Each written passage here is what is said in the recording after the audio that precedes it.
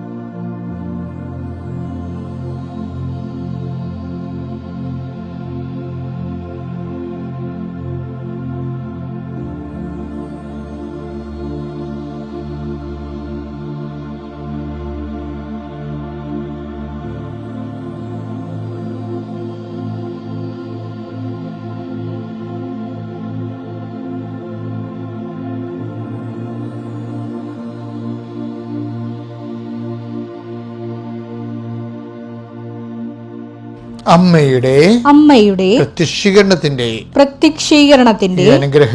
ഈ അനുഗ്രഹവേളയിൽ ഞങ്ങൾക്ക് സാധിച്ചു തരുവാൻ കനിയണമേ. ആമേൻ. വിശ്വാസ പ്രമാണം. സർവശക്തനായ പിതാവും ആകാശത്തിന്റെയും ഭൂമിയുടെയും സൃഷ്ടാവുമായ ദൈവത്തിൽ ഞാൻ വിശ്വസിക്കുന്നു. അവിടുത്തെ ഏകപുത്രനും ഞങ്ങളുടെ കർത്താവുമായ ഈശോ മിശിഹായിലും ഞാൻ വിശ്വസിക്കുന്നു. ഈ പുത്രൻ പരിശുദ്ധാത്മാവിനാൽ ഗർഭസ്ഥനായി കന്യകാമറിയത്തിൽ നിന്ന് പിറന്ന് പൊന്തിയോസ് പീലാത്തോസിന്റെ കാലത്ത് പീഡകൾ സഹിച്ച് കുരിശിൽ തറയ്ക്കപ്പെട്ട് മരിച്ച് അടക്കപ്പെട്ട് പാതാളങ്ങളിൽ ഇറങ്ങി മരിച്ചവരുടെ ഇടയിൽ നിന്ന് 3-ാം നാൾ ഉയർത്ത് സ്വർഗത്തിലേക്ക് എഴുന്നള്ളി സർവശക്തിയുള്ള പിതാവായ ദൈവത്തിന്റെ വലതുഭാഗത്തിരിക്കുന്നു. അവിടെ നിന്ന് ജീവിക്കുന്നവരെയും മരിച്ചവരെയും വിധിക്കുവാൻ വരുമെന്നും ഞാൻ വിശ്വസിക്കുന്നു. പരിശുദ്ധാത്മാവിലും ഞാൻ വിശ്വസിക്കുന്നു. വിശുദ്ധ കത്തോലിക്കാ സഭയിലും പുണ്യവാന്മാരുടെ ഐക്യത്തിലും പാപങ്ങളുടെ മോചനത്തിലും ശരീരത്തിന്റെ ഉയർപ്പിലും നിത്യമായ ജീവിതത്തിലും ഞാൻ വിശ്വസിക്കുന്നു. ആമേൻ. സ്വർഗ്ഗസ്ഥനായ ഞങ്ങളുടെ പിതാവേ, അങ്ങയുടെ നാമം പൂജിതമാകണമേ. അങ്ങയുടെ രാജ്യം വരണമേ. അങ്ങയുടെ തിരുമനസ് സ്വർഗത്തിലെ പോലെ ഭൂമിയിലും ആകണമേ. അന്നു വേണ്ടുന്ന ആഹാരം ഇന്ന് ഞങ്ങൾക്ക് തരണമേ. ഞങ്ങളോട് തെറ്റ് ചെയ്യുന്നവരോട് ഞങ്ങൾ ക്ഷമിക്കുന്നത് പോലെ ഞങ്ങളുടെ തെറ്റുകൾ ഞങ്ങളോടും ക്ഷമിക്കണമേ. ഞങ്ങളെ പ്രലോഭനത്തിൽ ഉൾപ്പെടുത്തരുതേ, തിന്മയിൽ ഞങ്ങൾ രക്ഷിക്കണമേ. ആമേൻ. നന്മ നിറഞ്ഞ മറിയമേ, സ്വസ്തി. കർത്താവ് അങ്ങയുടെ കൂടെ സ്ത്രീകളിൽ അങ്ങ് അനുഗ്രഹിക്കപ്പെട്ടവളാകുന്നു. അങ്ങയുടെ ഉദരത്തിൻ ഫലമായി ഈശോ അനുഗ്രഹിക്കപ്പെട്ടവനാകുന്നു. പരിശുദ്ധ മറിയമേ, തമ്പുരാന്റെ അമ്മേ, പാപികളായ ഞങ്ങൾക്ക് വേണ്ടി ഇപ്പോഴും ഞങ്ങളുടെ മരണസമയത്തും തമ്പുരാനോട് അപേക്ഷിക്കണമേ. ആമേൻ. നമുക്ക് പ്രാർത്ഥിക്കാൻ. പ്രിയപ്പെട്ടവരെ, കർത്താവിൻ്റെ ദിനങ്ങളിലൂടെ സഭ കടന്നു പോവുകയാണ്. ഇത് ദൈവസ്നേഹത്തിൻ്റെ കാലഘട്ടമാണ്. ആത്മാവ് ദൈവസ്നേഹത്തിൻ്റെ പുഴയിലൂടെ നീന്തി അക്കരയ്ക്ക് പ്രവേശിച്ച് ഉയർപ്പിൻ്റെ മഹിമ പ്രാപിക്കുമ്പോൾ നമ്മളെല്ലാം ദൈവസ്നേഹം കൊണ്ട് നിറഞ്ഞവരായിരിക്കും. അങ്ങനെ ആയിരിക്കട്ടെ എന്ന് പ്രാർത്ഥിച്ചുകൊണ്ട് ആശംസിച്ചുകൊണ്ട് പ്രാർത്ഥനയിലേക്ക് വരാം. കർത്താവേ, നിൻ്റെ വിശുദ്ധ പൗരോഹിത്യത്തെ നീ മഹത്വപ്പെടുത്തണമെന്ന് പ്രാർത്ഥിക്കുന്നു. കർത്താവേ, സഭയിലുള്ള സാന്നിധ്യം നീ പ്രകടമാക്കണമേ എന്ന് പ്രാർത്ഥിക്കുന്നു. 39 വർഷം ഞാൻ അർപ്പിച്ച കുർബാനയുടെ യോഗ്യതയാൽ കൃപാസ്ഥാനത്താറെ ജീവനോടെ പ്രത്യക്ഷപ്പെട്ട പരിശുദ്ധ അമ്മയുടെ പ്രത്യക്ഷീകരണത്തിന്റെ സ്ഥിരീകരണത്തിന്റെ അടയാളം ലഭിക്കാൻ അത്താരെ നടക്കുന്ന ആയിരക്കണക്കിന് ഉടമ്പടി ആരാധനയുടെ ശക്തിയാൽ നിന്റെ ഉന്നതമായ നാമത്തിലെ ദൈവകരുണ വർഷിക്കട്ടെ എന്ന് പ്രാർത്ഥിക്കുന്നു. കർത്താവേ, അന്ധന് കാഴ്ച നൽകിയവനെ, ചെകിടിന് കേൾവി നൽകിയവനെ, ഊമന് സംഭാഷണ ശക്തി നൽകിയവനെ, മഹോരോഗ്യം സുഖപ്പെടുത്തിയവനെ, കർത്താവേ, മരിച്ചവനെ ഉയർപ്പിച്ചവനെ, അങ്ങയുടെ നാമത്തെ പ്രാർത്ഥിക്കുന്ന ഓരോ മകൻ്റെ മേലും മകളുടെ മേലും നിന്റെ തിരുമുറുവാർന്ന വലതുകരം, ആണിപ്രതാർന്ന അത്ഭുതകരം, അടിപ്പഴ പോലെ വൈതാക്കാലം പോലെ സ്പർശിക്കണമേ എന്ന് പ്രാർത്ഥിക്കുന്നു. എൻ്റെ കർത്താവിൻ്റെ ഉന്നതമായ നാമത്തിൽ ഉച്ചമുതൽ ഉള്ളംകാല് വരെ കർത്താവിൻ്റെ ശക്തി പടരട്ടെ. Lord Jesus Christ, pour out His Spirit, touch with the fire fingers, soak with the precious blood. കർത്താവ്, അങ്ങയുടെ മക്കള് ഈ അതിപ്രഭാതത്തിൽ എഴുന്നേറ്റ് നിന്നുകൊണ്ട് അതീവ ജാഗ്രതയോടുകൂടിയും സന്തോഷത്തോടെയും കൂടി കർത്താവെ ഇന്നത്തെ ജീവിതത്തെ അങ്ങേക്ക് സമർപ്പിക്കുകയാണ്. അതിമനോഹരമായ ഒരു നിമിഷമാണ് ഞങ്ങളുടെ എല്ലാ കുടുംബങ്ങളും നടന്നുകൊണ്ടിരിക്കുന്നത്. ആയിരക്കണക്കിന് മനുഷ്യരാണ് കർത്താവ് ഈ പ്രാർത്ഥന അവലംബം വെച്ചിരിക്കുന്നത്. അവിടെ ഇന്നത്തെ യാത്രയെ ഞാൻ ആശീർവദിക്കുന്നു. നിങ്ങളുടെ ഇന്നത്തെ ഉദ്യമങ്ങളെ ഞാൻ ഈശോയുടെ നാമത്തെ ആശീർവദിക്കുന്നു. നിങ്ങളുടെ ചിന്തകൾ, നിങ്ങളുടെ സംസാരങ്ങൾ, നിങ്ങളുടെ വീണ്ടും വിചാരങ്ങൾ, ഒത്തുകൂട്ടങ്ങൾ, അവിടെ നടക്കുന്ന ചർച്ചകൾ, നിങ്ങൾ പങ്കെടുക്കുന്ന വിഷയത്തിൽ നിങ്ങൾ ആഗ്രഹിക്കുന്ന ദൈവനിശ്ചയപ്രകാരമുള്ള തീരുമാനങ്ങൾ ലഭിക്കുന്ന പരിശുദ്ധമ്മ ദേവമാതാവിന് നിങ്ങളുടെ എല്ലാ സംരംഭങ്ങളെയും ഇടപഴകലുകളെയും കർത്താവിൻ്റെ തിരുസന്നിധിയിലെ മാതാവിൻ്റെ മധ്യസ്ഥ സമർപ്പിക്കുന്നു. അമ്മയാണ് ഞങ്ങളുടെ ഉറപ്പ്. അമ്മയുടെ പ്രത്യക്ഷീകരണത്തിന് സാക്ഷിയാകാൻ വേണ്ടി ഉടമ്പടി എടുത്ത് ദൈവതിരുസന്നിധിയിൽ സുവിശേഷഭീതമായ ജീവിതം വ്യാപരിപ്പിക്കുന്ന എല്ലാ മക്കളെയും ഈ നിമിഷം അനുഗ്രഹിക്കണമേ എന്ന് പ്രാർത്ഥിക്കുന്നു. കർത്താവെ, കുഞ്ഞുങ്ങൾ പരീക്ഷയുടെ റിസൾട്ട് പ്രതീക്ഷിക്കുന്നവരുണ്ട്. കർത്താവെ, മനസ്സ് അധികം ധൈര്യമില്ലാത്ത മക്കളുമുണ്ട്. അവരെല്ലാം അവരെ ഓർത്ത് ഞങ്ങൾക്ക് പേടിയും ഉത്കണ്ഠയും ഉണ്ട്. കർത്താവെ, അവർക്ക് മാർക്ക് കുറഞ്ഞു പോയെന്ന് വിചാരിച്ചുകൊണ്ട് എന്തെങ്കിലും പുഴത്തരങ്ങൾ കാട്ടിക്കൂട്ടുന്ന മക്കളെ ഞങ്ങൾ പ്രത്യേകം അങ്ങയുടെ തിരുസന്നിധിയെ സമർപ്പിക്കുന്നു. അവരെ നീ ഏറ്റെടുക്കുകയും അവരെ സന്ധിക്കുകയും അവരെ സംരക്ഷിക്കുകയും ചെയ്യണമേ എന്ന് പ്രാർത്ഥിക്കുന്നു. കർത്താവ്, മക്കളെ ഉണ്ട് കർത്താവെ, അവരുടെ ഭാവി പ്രവർത്തനങ്ങളുണ്ട്. അവരുടെ ഭാവി ജീവിതം കരുപിടിപ്പിക്കുന്ന പുതിയ വഴികളെ ഞങ്ങൾ കാണിച്ചു തരണമേ. അതിനുവേണ്ടിയുള്ള എല്ലാ യാത്രകളെയും ചിന്തകളെയും തീരുമാനങ്ങളെയും യാത്രകളെ നീ ആശീർവദിക്കണമെന്ന് പ്രാർത്ഥിക്കുന്നു. കർത്താവെ, കുഞ്ഞു കട കൊണ്ട് ചെറിയൊരു മോരും വെള്ളമൊക്കെ ഇരുന്നുകൊണ്ട് ഒരു കുടുംബം അരിവെക്കാൻ വേണ്ടി വിഷമിക്കുന്നവരുണ്ട് ഈശോയെ. ചെറിയ മൃഗങ്ങളെ പോലുള്ള കാര്യങ്ങൾ കൊണ്ട് ജീവിക്കുന്നവരുണ്ട് ഈശോയെ. ചെറിയ കുഞ്ഞു വലകൾ കടലിൽ എറിഞ്ഞ് ജീവിക്കുന്നവരുണ്ട് ഈശോയെ. അതുകൊണ്ട് തന്നെ വലിയ വ്യാപാരങ്ങൾ ചെയ്ത് വലിയ കടങ്ങളിൽ അകപ്പെട്ടിരിക്കുന്നവരുണ്ട് ഈശോയെ. എല്ലാ തരത്തിലും help those who have all kind of troubles എന്ന് കർത്താവെ അങ്ങയുടെ പുസ്തകത്തിൽ എഴുതിയിട്ടുണ്ട്. എല്ലാത്തരം ക്ലേശങ്ങൾ ഇരിക്കുന്നവരെ സന്തോഷിപ്പിക്കാനും ആശ്വസിപ്പിക്കുവാനും കർത്താവ് ആ വചനം കുറേ 1-4 വചനം അനുസ്മരിച്ചുകൊണ്ട് പ്രാർത്ഥിക്കുന്നു. കർത്താവെ, എല്ലാത്തരം വേദന അനുഭവിക്കുന്നവർ ഈ ഒറ്റ പ്രാർത്ഥന കൊണ്ട് അവർ സന്ധിക്കപ്പെടണം, അവരെ സമാശ്വസിപ്പിക്കപ്പെടണം.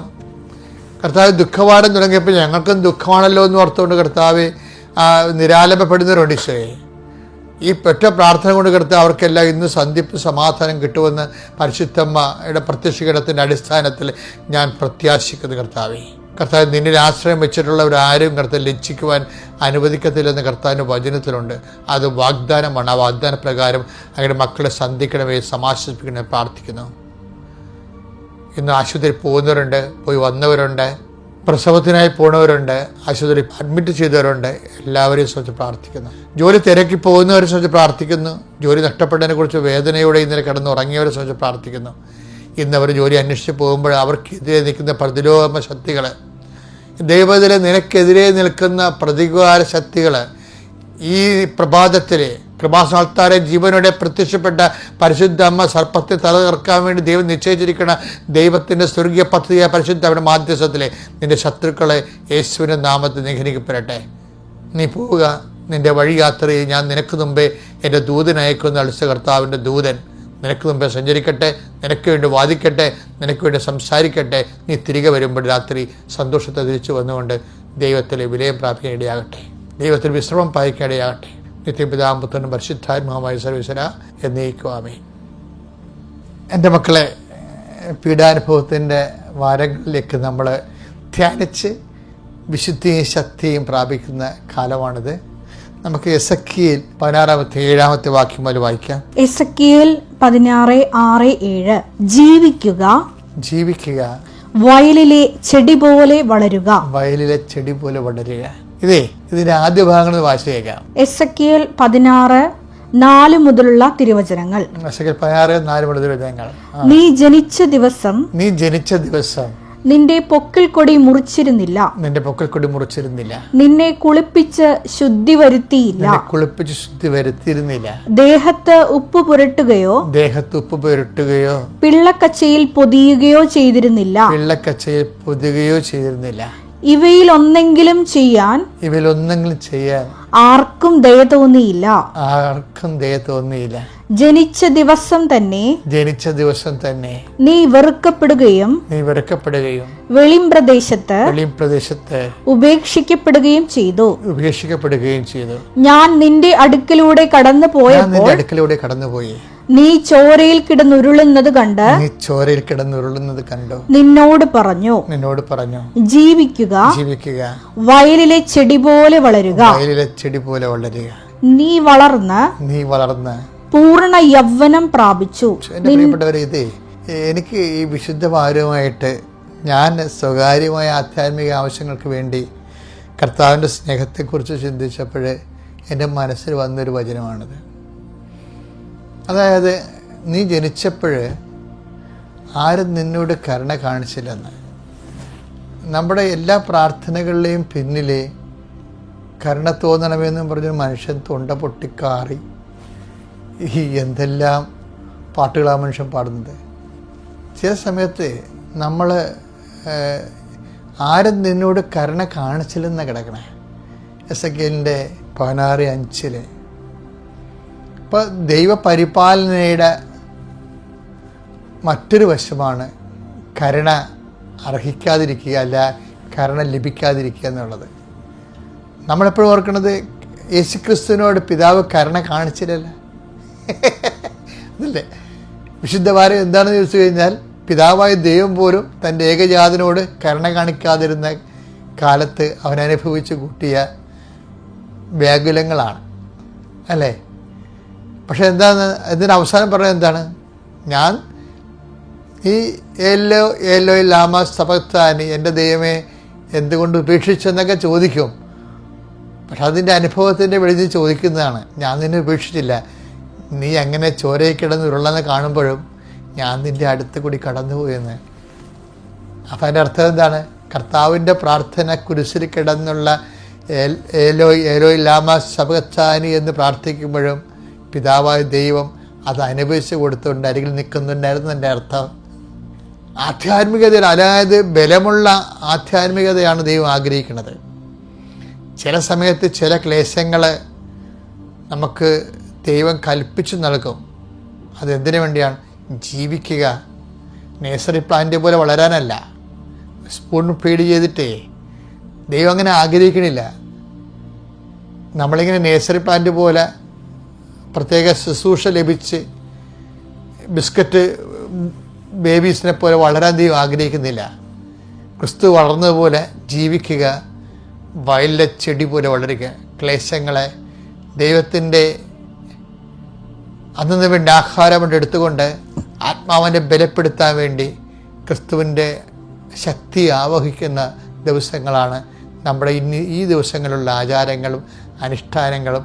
അതുപോലെ തന്നെ ജീവിത ക്ലേശങ്ങളോടുള്ള നിശ്ചയദാർഢ്യത്തോടെ ക്രിസ്തു സഹജമായ നമ്മുടെ ആഭിമുഖ്യങ്ങളും. അതിലൂടെ നമ്മളും വളരും. എങ്ങനെ? നേഴ്സറി പ്ലാന്റ് പോലെയല്ല. ജീവിക്കുക, വയലിലെ ചെടി. ആരും സംരക്ഷിക്കാനില്ല, ആരും വെള്ളം കോരി തരാനില്ല, ആരും വളമിടാനില്ല, ആരും വേലി കെട്ടാനില്ല. എങ്കിലും അവൻ നമ്മൾ മുന്നോട്ട് പോകും. അവൻ വളർന്നു പോയില്ല. അവനെ യൂദാ ചുറ്റിക്കൊടുത്തു, അവൻ മുന്നോട്ട് പോയി.